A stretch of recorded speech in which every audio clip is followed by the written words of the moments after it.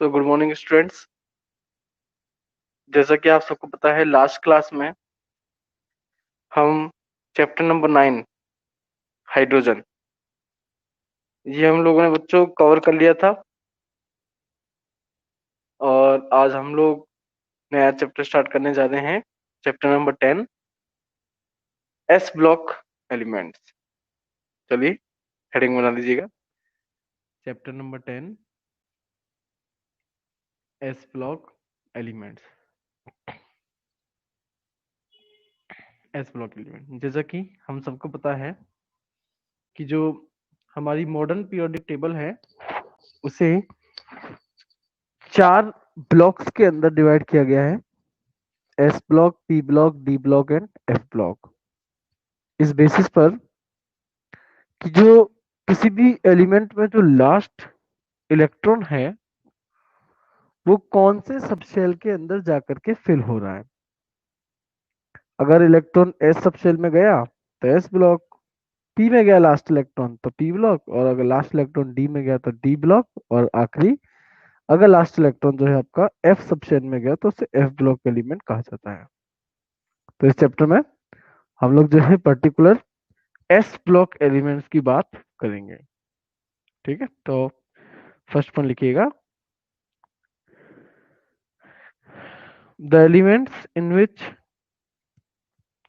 the elements in which last electron enters in last electron enters in s orbital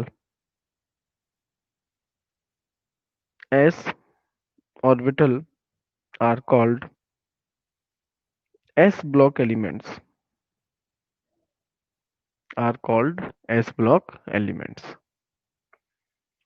तो हमारी जो modern periodic table है उसके अंदर ग्रुप फर्स्ट और ग्रुप सेकंड में आने वाले जो एलिमेंट्स हैं वो एस ब्लॉक एलिमेंट्स हैं। इसके अलावा हीलियम, वैसे तो बच्चों हीलियम एक नोबल गैस है, नोबल गैसेस जो है वो पी ब्लॉक एलिमेंट्स हैं, पर क्योंकि हीलियम का एटॉमिक नंबर 2 है, कॉन्फ़िगरेशन इसका 1s2 होगा, तो हीलियम के केस में लास्ट इलेक्ट्रॉन एस ऑर्बिटल में ही जा रहा है।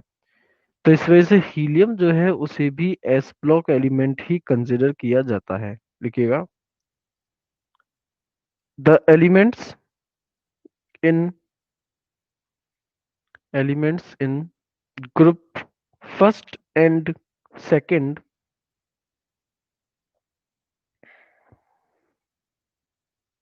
group first and second along with helium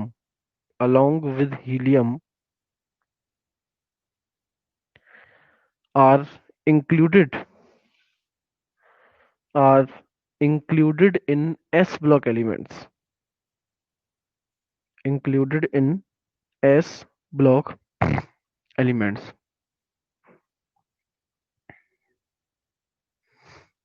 s block elements।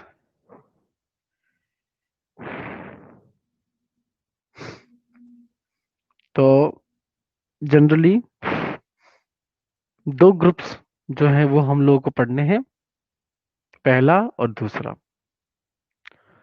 तो सबसे पहले हम लोग पहला ग्रुप करने जा रहे हैं, ग्रुप 1 एलिमेंट्स, जिनको कहा जाता है दी एल्कली मेटल्स। हेडिंग बना दो, group 1 elements the alkali metals.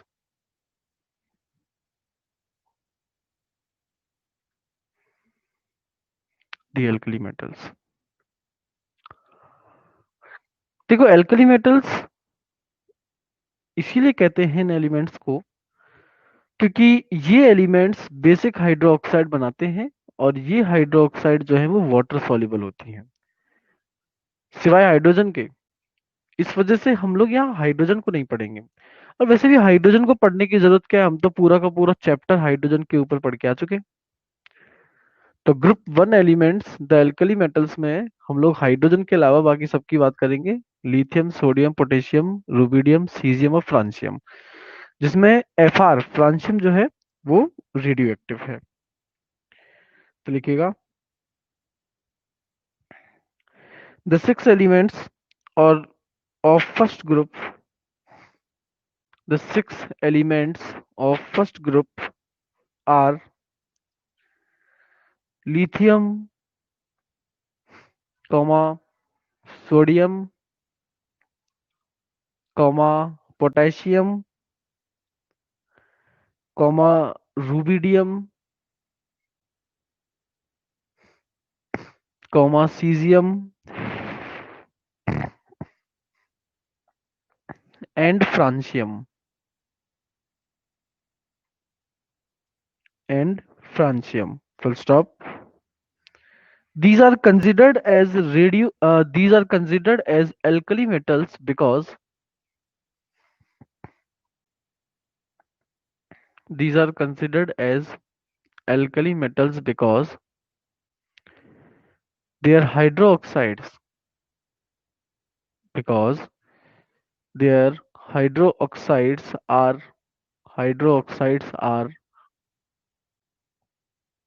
basic in nature, basic in nature and water soluble. Basic in nature and water soluble.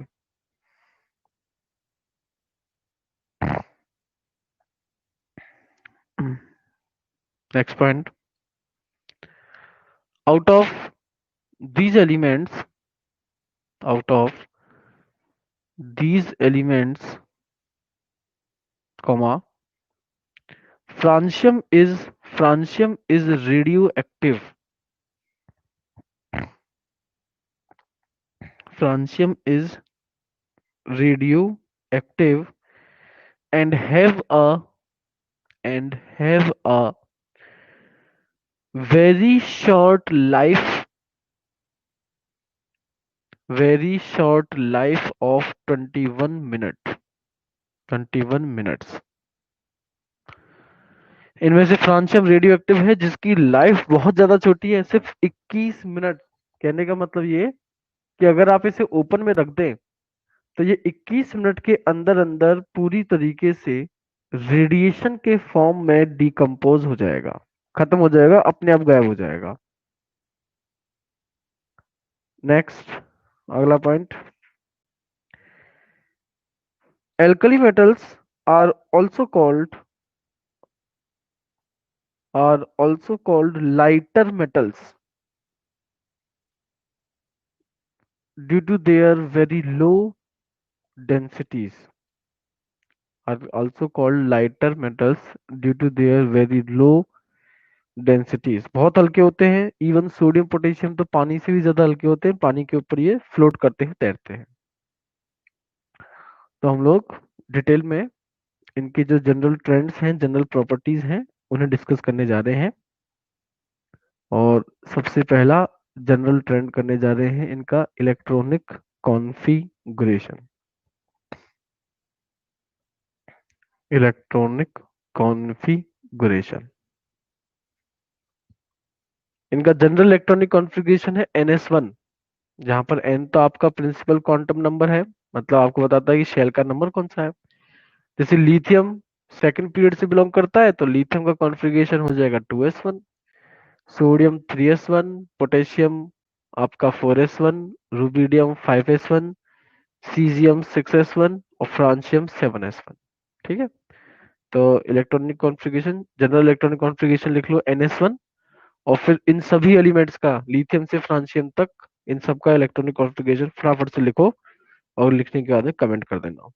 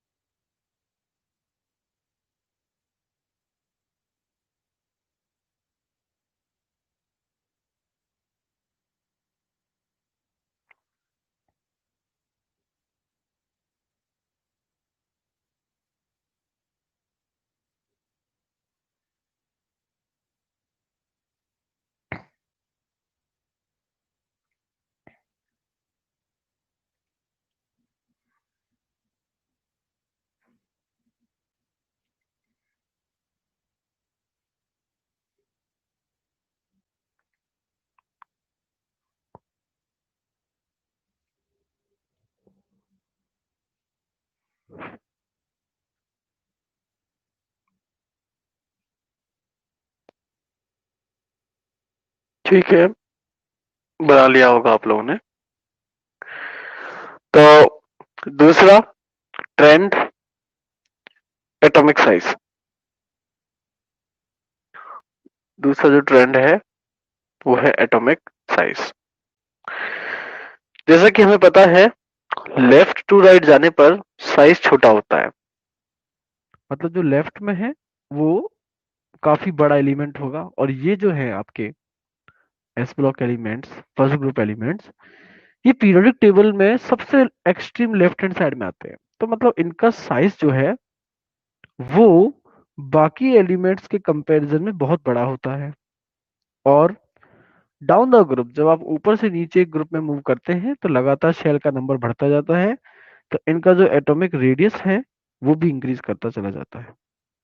लिखिएगा, the atomic size of alkali metals, atomic size of alkali metals is very large, is very large in the corresponding period, in the corresponding period due to least effective nuclear charge, due to least effective nuclear charge। अगली line से लिखो, the atomic size increases on moving down the group, the atomic size increases on moving down the group among the alkali metals, among the alkali metals due to increase in number of shells, among the alkali metals due to increase in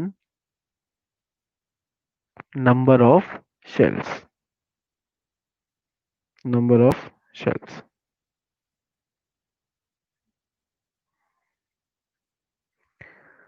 next अगला जो trend है वो है density. वो तो density जिसका formula होता है मास अपॉन वॉल्यूम। यहाँ वॉल्यूम का मतलब आप एक तरीके से एटॉमिक रेडियस या एटॉमिक साइज भी ले सकते हैं। जितना बड़ा एटम होगा उसका वॉल्यूम उतना ही ज्यादा होगा। वॉल्यूम बच्चों अगर ज्यादा होता है तो डेंसिटी हो जाती है कम, है ना। पर डेंसिटी मास जो है उसकी डायरेक्टली प्रोपोर्शनल है। तो पहली चीज तो इनका मास बहुत कम होता है। देखिए ना, लिथियम का क्या मास ही क्या होगा, लिथियम का मास सिर्फ 7 है ना, क्योंकि ये लेफ्ट साइड में आते हैं। पर लेफ्ट राइट जाओगे तो मास तो बढ़ेगा ही, है ना। तो क्योंकि इनका मास पूरे पीरियड में सबसे कम है और साइज वॉल्यूम सबसे बड़ा है, तो इस वजह से इनकी डेंसिटी जो है वो काफी कम होती है, बहुत कम होती है। और डाउन द ग्रुप जाते हैं तो वॉल्यूम तो बढ़ता ही है, पर मास जो है वो भी बढ़ता है। तो जनरली देखा गया है कि मास वाला जो फैक्टर है डाउन द ग्रुप जाने पर वो डोमिनेंट हो जाता है, मतलब मास वॉल्यूम के कंपैरिजन में ज्यादा बढ़ता है। तो इस वजह से जनरली डेंसिटी जो है वो बढ़ती हुई देखी जाती है। पर सोडियम और पोटेशियम के केस में ऐसा नहीं है। सोडियम से जब पोटेशियम पर हम लोग जंप करते हैं तो वॉल्यूम ज्यादा बढ़ता है मास के मुकाबले, और इस कंडीशन में पोटेशियम की डेंसिटी सोडियम से कम हो जाती है। लिखिएगा, the densities of alkali metals are very low, densities of alkali metals are very low, are very low due to larger size, due to larger size and low atomic weight,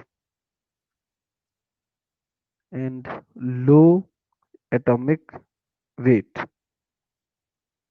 low atomic weight. अगली line से लिखिएगा, in a group, in a group, comma, when we move from top to bottom, when we move from top to bottom, the density increases, density increases,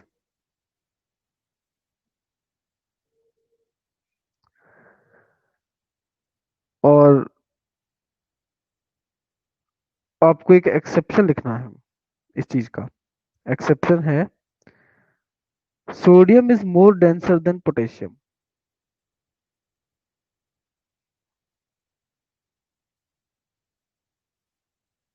sodium is more denser than potassium due to presence of due to presence of d orbitals in potassium. In potassium, its volume becomes double than that of sodium. Volume becomes double than that of sodium. तो potassium के अंदर D orbitals आ जाते हैं। D orbitals आने की वजह से size जो है इनका बढ़ जाता है और डेंसिटी जो है सडनली इनकी कम हो जाती है, सोडियम से भी ज्यादा कम हो जाती है। लास्ट पॉइंट लिखिएगा डेंसिटी में, lithium is the lightest metal,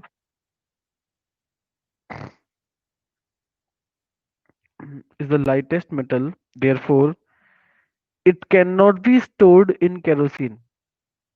Lithium is the lightest metal, therefore it cannot be stored in kerosene,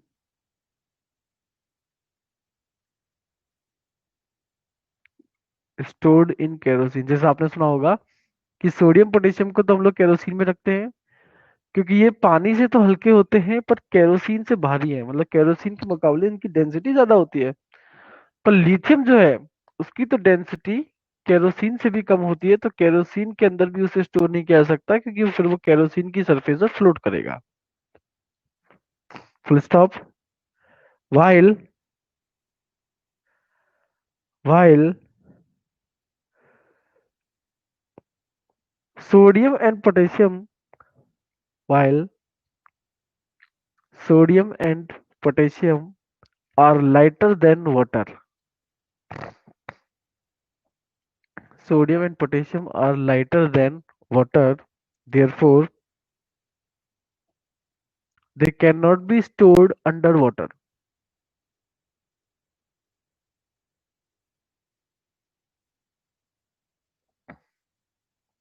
they cannot be stored under water। तो आप लिथियम को तो केरोसिन में स्टोर नहीं कर सकते और सोडियम और पोटेशियम को पानी में स्टोर नहीं कर सकते। नेक्स्ट अगला ट्रेंड है आपका ऑक्सीडेशन स्टेट। इनका कॉन्फ़िगरेशन कुछ ऐसा है कि इनके आउटर मोस्ट शेल में सिर्फ एक ही इलेक्ट्रॉन है और अगर ये उस इलेक्ट्रॉन को लूज कर दें तो ये नोबल गैस कॉन्फ़िगरेशन को अटेन कर लेते हैं और इन पर चार्ज या इनकी जो ऑक्सीडेशन स्टेट है वो बन जाती है +1।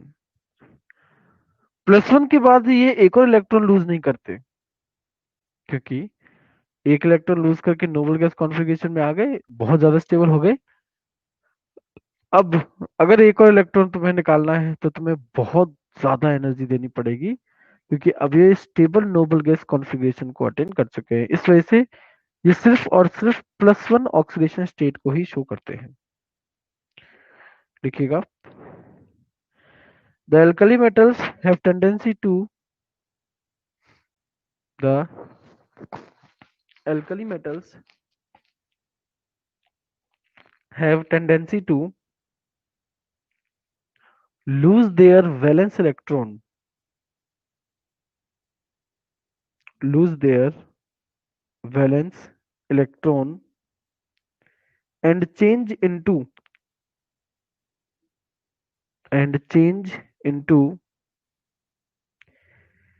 unipositive ion, unipositive ion,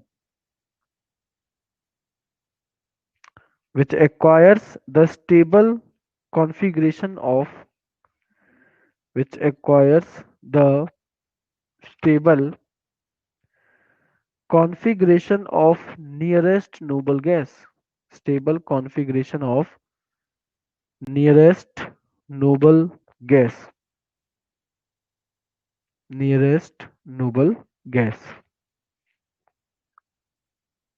अगली लाइन से लिखिएगा, these elements do not form these elements do not form do not form by positive ion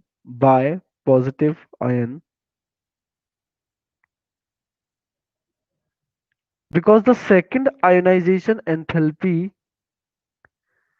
because the second ionization enthalpy is very high is very high।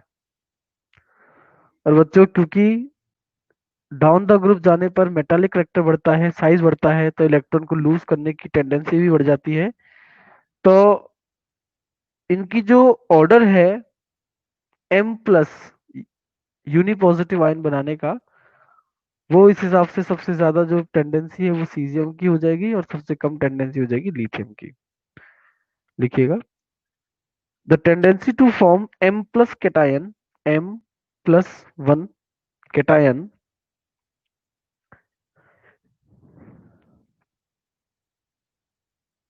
will be in following order, will be in following order, और जो order board पे दिख रहा है वो बना लो, will be in following order,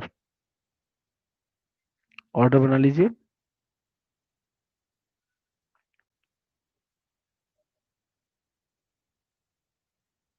और ऑर्डर के नीचे लिख सकते हैं due to decrease in ionization enthalpy and increase in size, due to decrease in ionization enthalpy and increase in size.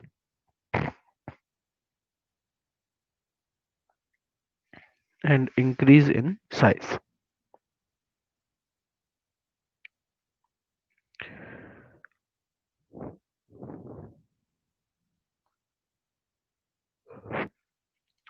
तो अगला ट्रेंड है आयोनाइजेशन एंथैल्पी।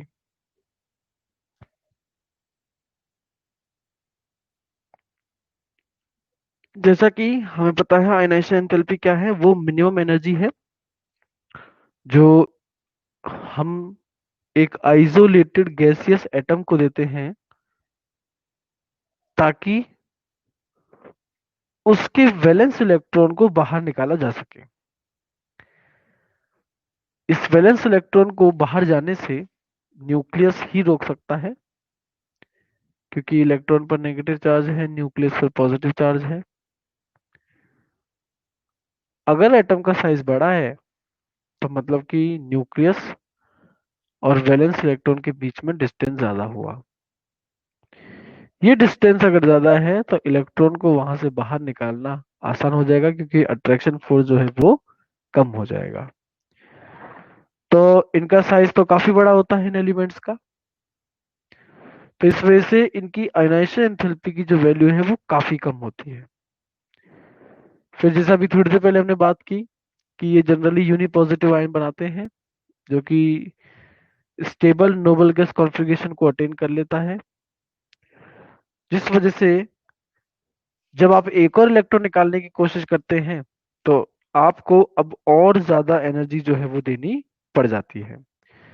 तो इनकी पहली आयोनाइजेशन एंथैल्पी तो बहुत कम होती है और दूसरी आयोनाइजेशन एंथैल्पी उतनी ही ज्यादा हो जाती है, क्योंकि इनका यूनिपॉजिटिव आयन जो है वो स्टेबल नोबल गैस कॉन्फ़िगरेशन को अटेन कर लेता है। तो लिखिएगा, The first ionization enthalpies of alkali metals. The first transition enthalpies of alkali metals are quite low are quite low as compared with quite low as compared with the elements of the other groups. The elements of the other groups belonging to the same period. Other groups belonging to the same period. Same period due to larger size and due to larger size and less effective nuclear charge. Due to larger size and less effective nuclear charge. Less effective nuclear charge.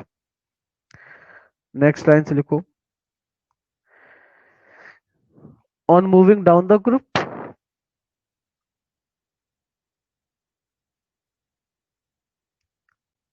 the value of ionization enthalpy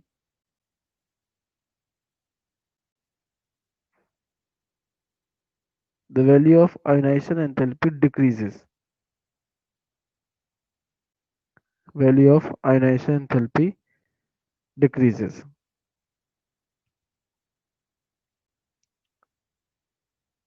अगली line से लिखिएगा. Their second ionization enthalpy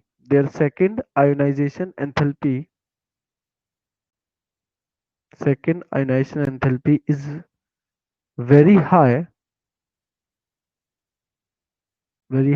than the first ionization enthalpy. Because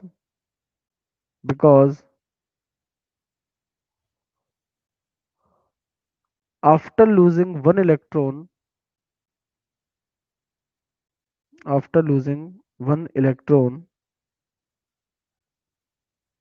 comma, attraction force of nucleus over each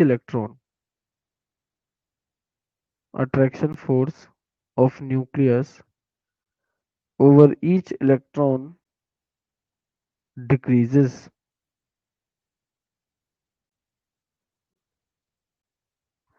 and their unipositive ion have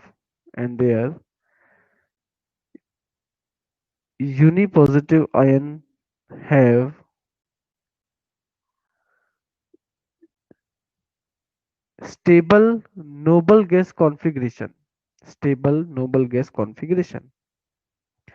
तो इस वजह से ये +2 की जगह +1 सिर्फ एक ही आयनाइजेशन एंथैल्पी जो है वो दिखाते हैं. नेक्स्ट जो अगला ट्रेंड है करने के लिए आफ्टर आयनाइजेशन एंथैल्पी वो है बच्चों इलेक्ट्रोपॉजिटिविटी. इलेक्ट्रोपॉजिटिविटी का मतलब होता है जो शेयर्ड पेयर ऑफ इलेक्ट्रॉन है उसे खुद से दूर शिफ्ट करने की टेंडेंसी. देखो इलेक्ट्रॉन को खुद से दूर कोई तभी कर सकता है जब न्यूक्लियस और इलेक्ट्रॉन के बीच में अट्रैक्शन फोर्स जो है वो कम हो जाए, और ये अट्रैक्शन फोर्स कम हो सकता है अगर साइज जो है बड़ा हो, क्योंकि इलेक्ट्रॉन और न्यूक्लियस के बीच में डिस्टेंस जो है वो ज्यादा हो जाएगा. तो जैसा कि हम लोग डिस्कस करते ही आए हैं कि भाई ये लेफ्ट हैंड साइड में रखे गए हैं, इनका साइज बड़ा है, तो इसका मतलब ये हुआ कि इलेक्ट्रॉन को शिफ्ट करने की पावर भी जो है मतलब इलेक्ट्रोपॉजिटिविटी वो भी इनकी काफी ज्यादा होगी. और आयनाइजेशन एंथैल्पी और इलेक्ट्रोपॉजिटिविटी इनवर्सली प्रोपोर्शनल है. आयनाइजेशन एंथैल्पी जो है इनकी बहुत कम होती है तो इलेक्ट्रोपॉजिटिविटी इनकी काफी ज्यादा होगी. लिखिएगा Due to bigger size and lower ionization enthalpies, due to bigger size and lower ionization enthalpies,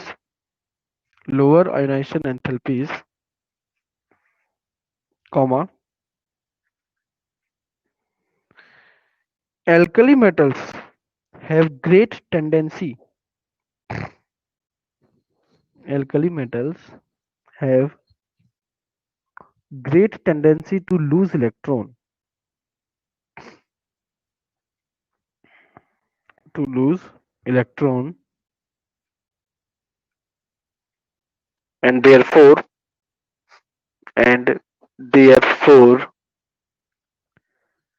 they are highly electropositive.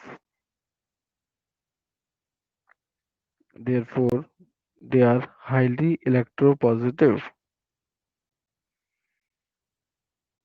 और लिख देना relation electropositive character is inversely proportional to ionization enthalpy.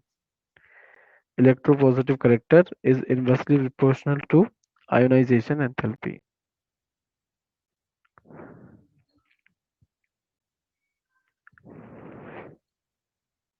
Inversely proportional to ionization enthalpy.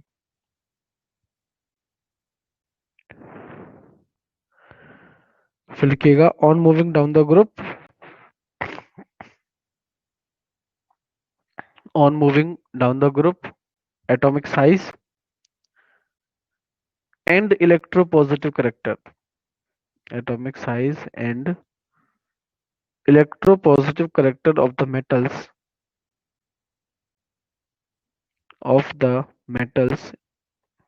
increases,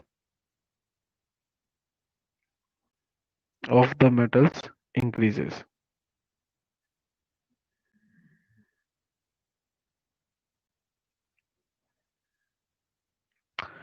तो आप एक table बनाएंगे बच्चों जिसमें ये एलिमेंट्स और इनकी फर्स्ट और सेकंड आयोनाइजेशन एंथैल्पी आपको लिखनी है। एलिमेंट भी आपको लिथियम से सीजियम 5 ही लिखने हैं। फिर फर्स्ट और सेकंड आयोनाइजेशन एंथैल्पी लिखनी है, जैसे लिथियम के सामने उसकी फर्स्ट आयोनाइजेशन एंथैल्पी और फिर उसके बाद सेकंड आयोनाइजेशन एंथैल्पी। ठीक है, इसी तरीके से आपको लिखना है, मैं आपको वैल्यूज बताऊंगा। तो एक टेबल बना लो जिसमें एक तो आपका एलिमेंट हो जाएगा और उनके सामने उनकी फर्स्ट आयोनाइजेशन एंथैल्पी और फिर सेकंड आयोनाइजेशन एंथैल्पी। अरे भाई मैं रिपीट तो कर दूं पर मैं लैंग्वेज ओन अपने आप बनाता हूँ। अब मैंने जो लाइन तैयार की थी मुझे याद ही नहीं।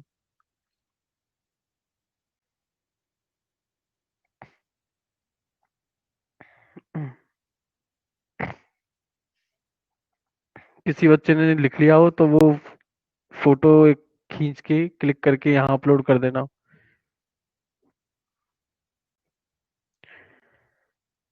तो लिथियम, सबसे पहले लिथियम के लिए लिख लो।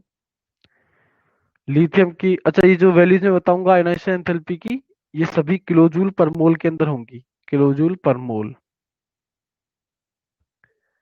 लिथियम के लिए लिखिएगा 520, 520 फर्स्ट आयोनाइजेशन एंथैल्पी है। लिथियम की सेकंड आयोनाइजेशन एंथैल्पी लिखिएगा 7298।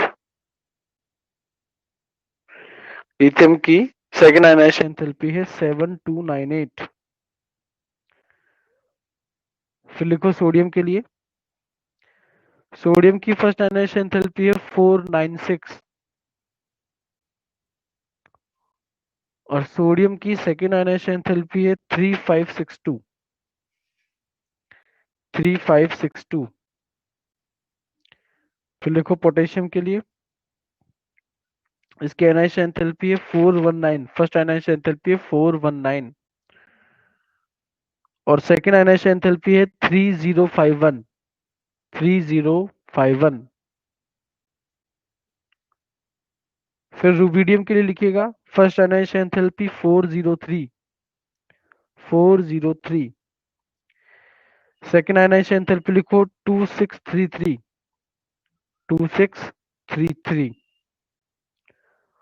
और लास्ट सीजियम के लिए लिखिएगा फर्स्ट आयनाइजेशन एंथैल्पी है 376 और सेकेंड आयनाइजेशन एंथैल्पी है 2230। तो आप इस टेबल में वैल्यूज से अंदाजा लगा सकते हैं कि आयनाइजेशन एंथैल्पी में कितना ज्यादा अंतर आ गया, बहुत ज्यादा अंतर आ जाता है, क्योंकि पहली तो बहुत ही कम है, साइज बड़ा है। फिर जब ये एक इलेक्ट्रॉन लूज कर देते हैं तो ये नोबल गैस कॉन्फ़िगरेशन में आ जाते हैं, और अब जब आप एक और इलेक्ट्रॉन निकालेंगे तो आपको बहुत ज्यादा एनर्जी देनी पड़ेगी, क्योंकि एक तो उनका साइज छोटा हो गया और दूसरा वो नोबल गैस कॉन्फ़िगरेशन को भी अटेन कर चुके हैं। नेक्स्ट, अगला हमारे पास जो ट्रेंड है वो है रिएक्टिविटी। देखो ये एलिमेंट्स रिएक्ट करते हैं इलेक्ट्रॉन को लूज करने के कारण। तो जो जितना जल्दी या आसानी से इलेक्ट्रॉन को लूज करेगा, इसका मतलब वो उतना ही ज्यादा रिएक्टिव हुआ। और डाउन द ग्रुप जाने पर हमने देखा था इलेक्ट्रोपॉजिटिव करैक्टर बढ़ रहा था, मतलब इनकी जो रिएक्टिविटी होगी वो भी बढ़ेगी। तो लिखिएगा reactivity of metals is directly proportional to electropositive character. Reactivity of metals is directly proportional to electropositive character and inversely proportional to ionization enthalpy. Directly proportional to electropositive character and inversely proportional to ionization enthalpy.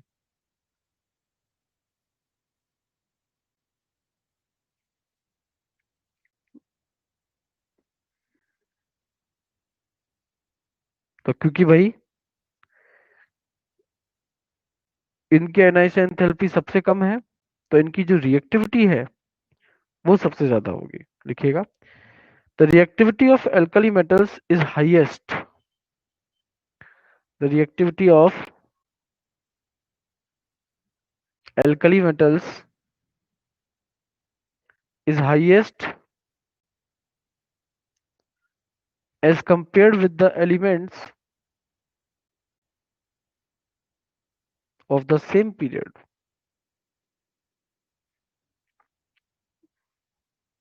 As compared with the elements of the same period due to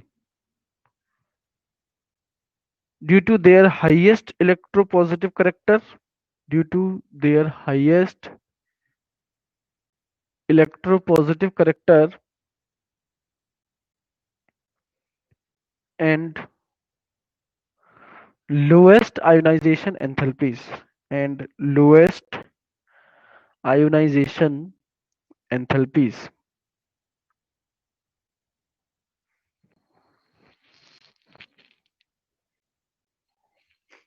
lowest ionization enthalpies. और अगली line से लिख देना on moving down the group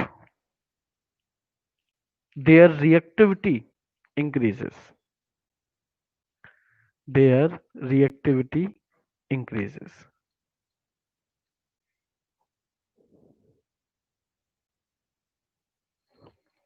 their reactivity increases.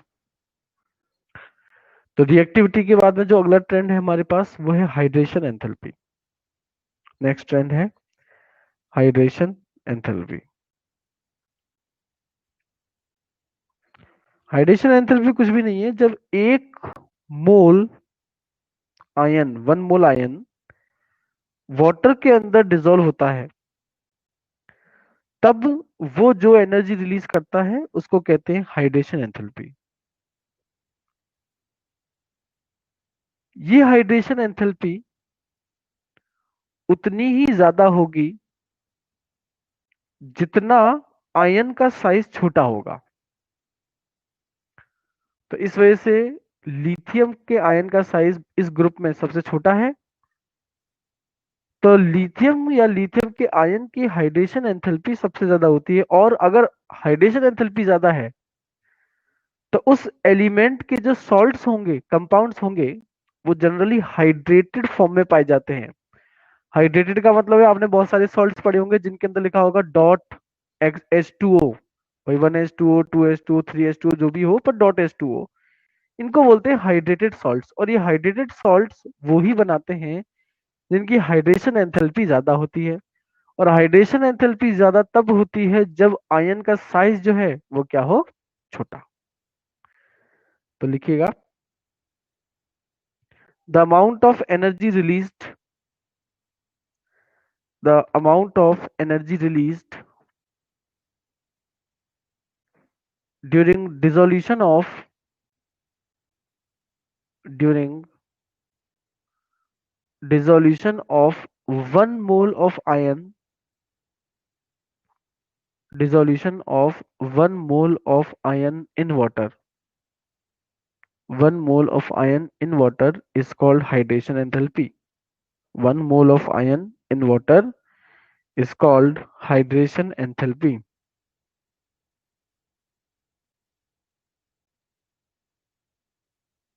अगली line से लिखिएगा, smaller the cation, smaller the cation,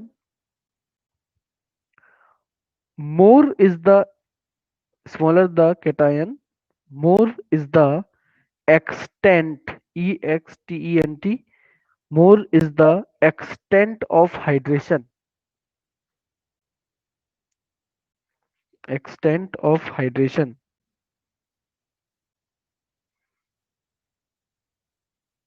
अगली answer लिखिएगा, on moving down the group,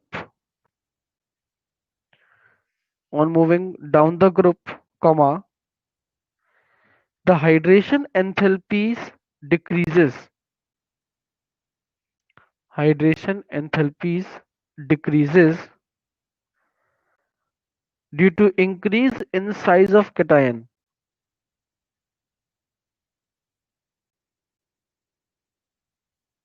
due to increase in size of cation. जो ऑर्डर मैंने बनाया है आप लोग एक बार वो ऑर्डर बना लीजिए हाइड्रेशन एंथैल्पी का, सबसे ज्यादा Li प्लस की और सबसे कम Cs प्लस की।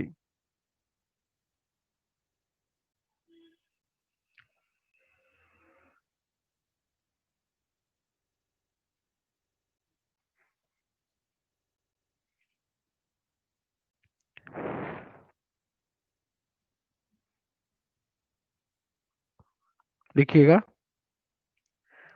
Due to smallest size of Li plus ion, due to smallest size of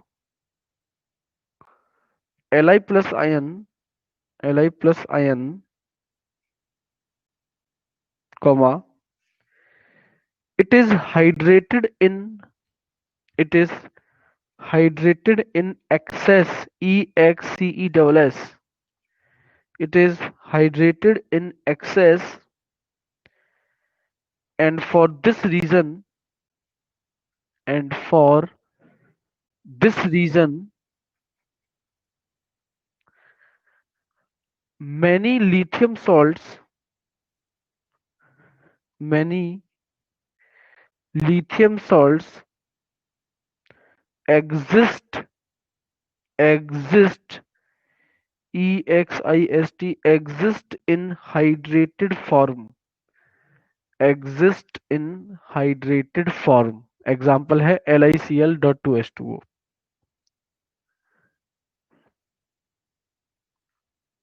exist in hydrated form, example है LiCl.2H2O,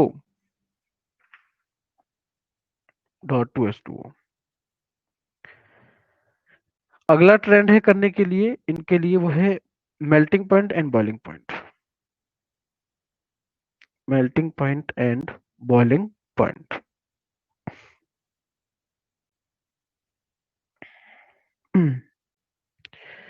क्योंकि इनके वैलेंस शेल में सिर्फ एक इलेक्ट्रॉन है, मतलब ये सिर्फ एक सिंगल बॉन्ड बना सकते हैं। तो बहुत कम बॉन्ड है, बॉन्ड जितनी कम होती है मेल्टिंग पॉइंट बॉइलिंग पॉइंट भी उतना ही कम होता है। तो इस वजह से इनका मेल्टिंग पॉइंट बॉइलिंग पॉइंट जो है वो काफी कम होता है, ऊपर से इनका साइज भी बड़ा है। बॉन्ड लेंथ लंबी होगी तो सीधी सी बातों से तोड़ना आसान होगा। और लिथियम से सीजियम पर जब हम लोग मूव करेंगे तो लगातार मेल्टिंग पॉइंट बॉइलिंग पॉइंट जो है वो इनका कम होता चला जाएगा। लिखिएगा, alkali metals have low melting points. Alkali metals have low melting points due to their larger size, due to their larger size and presence of only one and presence of only one valence electron, presence of only one valence electrons.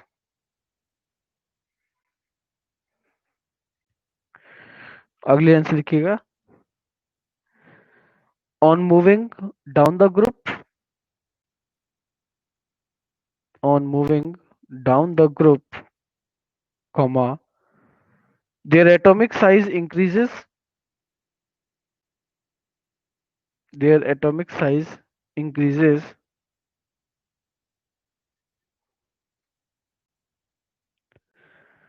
and the strength of metallic bond decreases.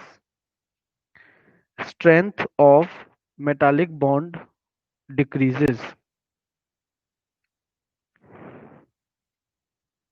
Therefore,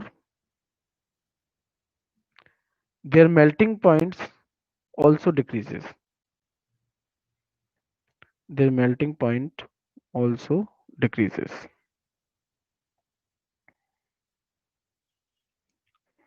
अगला trend है बच्चों photo electric effect. ये chapter second में हम लोग पढ़ के आए थे फोटो इलेक्ट्रिक इफेक्ट क्या होता है। इसके लिए हमें ऐसे मेटल की तलाश थी जिसकी आयनाइजेशन एंथैल्पी कम हो। वहां हम लोगों ने पोटेशियम और सीजियम का मेटालिक प्लेट ली थी क्योंकि उनकी आयनाइजेशन एंथैल्पी कम होती है। तो इनकी क्योंकि आयनाइजेशन एंथैल्पी कम है तो ये फोटो इलेक्ट्रिक इफेक्ट दिखा सकते हैं सिवाय लिथियम के, क्योंकि उसकी आयनाइजेशन एंथैल्पी जो है वो ज्यादा होती है। मतलब आपकी लाइट जो है इतनी एनर्जी नहीं दे पाएगी कि लिथियम का इलेक्ट्रॉन एक्साइट हो जाए क्योंकि उसका साइज सबसे छोटा है। फिर बाकी के जो एलिमेंट्स है वो इजीली एक्साइट हो सकते हैं, साइज बड़ा है, आयनाइजेशन एंथैल्पी कम है। लिखिएगा, alkali metals accept lithium, alkali metals accept lithium exhibit photoelectric effect,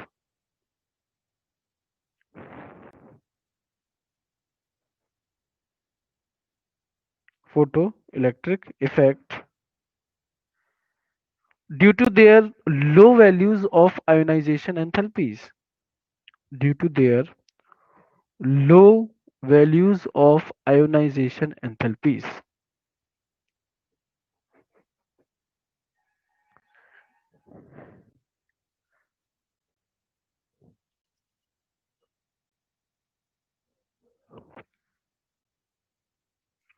next अगला ट्रेंड है metallic character. Metallic character, metallic character का मतलब ही इलेक्ट्रॉन को लूज करने की टेंडेंसी। आयनाइजेशन एंथैल्पी कम है तो हाईली मेटालिक होंगे और डाउन द ग्रुप जाने पर आयनाइजेशन एंथैल्पी घटती है तो मेटालिक करेक्टर बढ़ेगा। लिखिएगा, due to lower ionization enthalpies they are highly metallic. Lower ionization enthalpies they are highly metallic, highly metallic, and their metallic character and their metallic character increases down the group. Metallic character increases down the group. इनके लिए जो last trend हम लोगों को आज करना है वो है फ्लेम टेस्ट। फ्लेम टेस्ट, जो नॉर्मल बर्नर हमारे लेबोरेटरी में होता है, अगर इन एलिमेंट्स को उस बर्नर के ऊपर रखा जाए तो जो फ्लेम है वो डिफरेंट डिफरेंट कलर्स की आपको दिखाई देती है। क्योंकि जैसा आपने सेकंड चैप्टर में पढ़ा है, एनर्जी मिलने की वजह से इलेक्ट्रॉन एक्साइट हो जाता है, तो वो लोअर से हायर शेल में जाता है, और जब वो फिर से लोअर शेल में आता है तो वो उसी एनर्जी को डिफरेंट कलर ऑफ लाइट, मतलब रेडिएशंस के फॉर्म में एमिट करता है। तो क्योंकि इनका साइज काफी बड़ा है, आयनाइजेशन एंथैल्पी काफी कम है, तो बड़ी आसानी से फ्लेम जो है इन्हें इतनी एनर्जी दे देती है कि इनका इलेक्ट्रॉन एक्साइट हो सके। और फिर मैंने कुछ कलर्स लिख दिए हैं कि कौन सा एलिमेंट फ्लेम टेस्ट में कौन सा कलर देता है। देखिएगा, due to their bigger size and lower ionization enthalpies, due to their bigger size and lower ionization enthalpies, comma, alkali metals impart color, alkali metals impart color on Bunsen burner, Bunsen, Bunsen burner, Bunsen burner, और colour लिख लीजिए बच्चों। और अपनी इसी के साथ आज की क्लास यहीं पे ओवर हो जाती है, आप लोग कलर लिख लीजिएगा।